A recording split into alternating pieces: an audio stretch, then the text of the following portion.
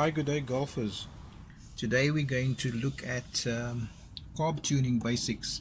I've received some feedback from you guys that you'd like to see some video on carb tuning. So what I'm going to do in this video is to give you some basics and just some DIY on how to tune the carb, which is basically the KEIHIN KS2.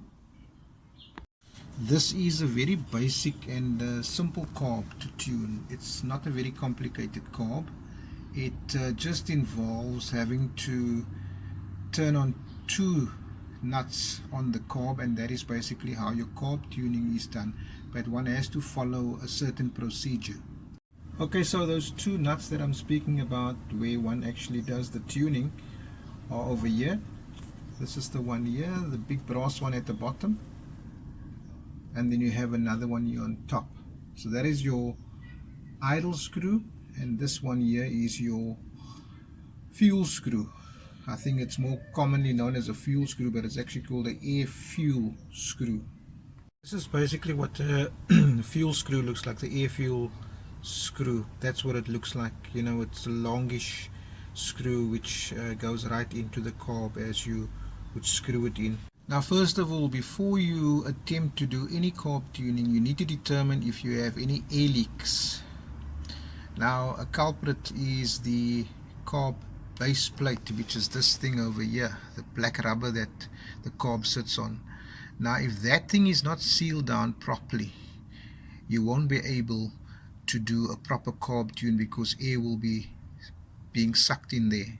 So what I do is I would spray some fuel petrol around this area here, right around, while the engine is running, and I'll use a little bottle like this, a perfume bottle. Yes, it's a perfume bottle. Put some fuel in there, and then just squirt it like that around there. I'm not actually putting petrol in here right now, I'm just doing this as an illustration.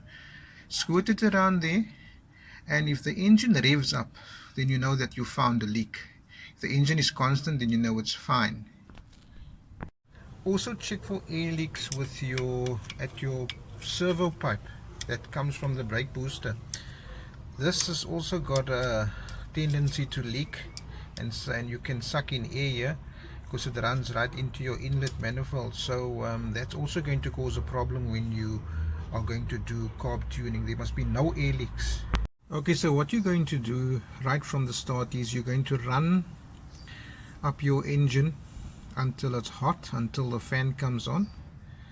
Once that is done, you will go to your idle screw, where I've got the screwdriver on now, and you will turn the idle down, which means you're going to turn it anti-clockwise, and the engine will start idling slower and slower and slower.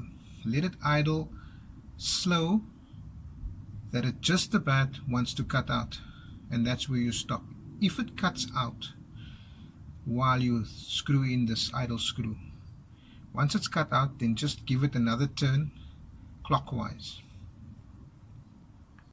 So after you've done that with the idle screw, the engine will basically have stopped running.